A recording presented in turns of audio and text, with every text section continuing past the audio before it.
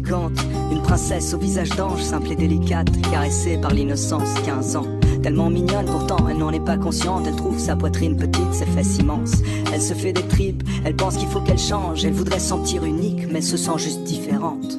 Elle se déteste, elle noie dans les complexes. Ses copines ne parlent que de sexe et elle stresse parce qu'elle est encore vierge en secret. Chaque soir, elle rêve du prince charmant, même si elle sait que ce genre d'histoire n'arrive que rarement.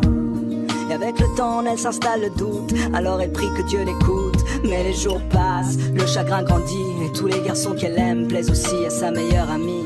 Amie d'enfance, amie de cœur, amie pour toujours. Ouais, le genre d'ami qui te trahit pour une histoire d'amour. On en parle comme d'une maladie qu'on a souvent lorsqu'on est petit, mais dont on guérit quand on vieillit. Et si à 15 ans l'amour est fictif, pourquoi chante-t-elle dans la langue de Shakespeare un refrain qui fait Let me know when the world is a better place. Maybe then I'll come back. Now I'm going to outer space, looking for another place to crash. Let me know when the world is a better place. But now you have to let me go. I'll meet you there on the patio, where Juliet met Romeo. Il est peace, enfin c'est ce que ses amis disent. Le genre de gosse qui n'aimait que des ondes positives. 16 piges, si romantique, pas le type classique qui ne pense qu'avec sa tête. Enfin comme tous les mecs qui pensent tout le temps au sexe. Mais ça n'empêche que son rêve est de trouver Juliette. Mais plus il cherche et plus l'espoir faiblit, et il en oublie le sens de la vie.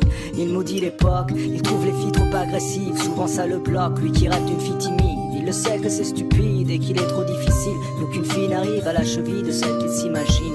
Roméo, Roméo, devant l'ordi et ses jeux vidéo, jusqu'au bout de la nuit à faire le tri de tous ses idéaux. Et dehors, une voix distante lui chante Let me know when the world is a better place. Maybe then I'll come back. Now I'm going to outer space, looking for another place to crash. Let me know when the world is a better place. But now you have to let me go.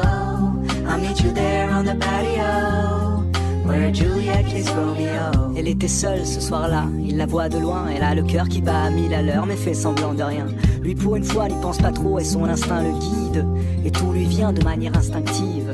Il s'approche d'elle, salut, ça va? Elle lui sourit, et voilà, c'est aussi simple que ça.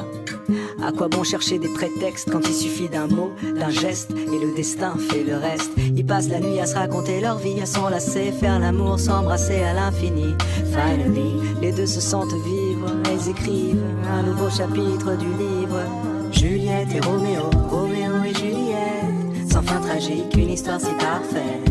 Le genre d'histoire qui aujourd'hui n'existe pas, car ici-bas, souvent, ça finit comme ça.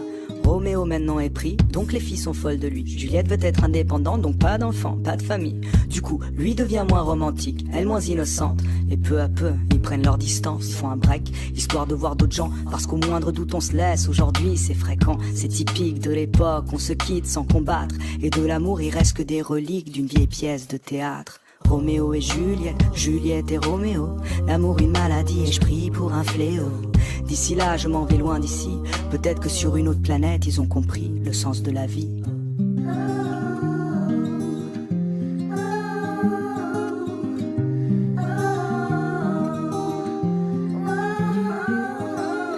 Let me know when the world is a better place.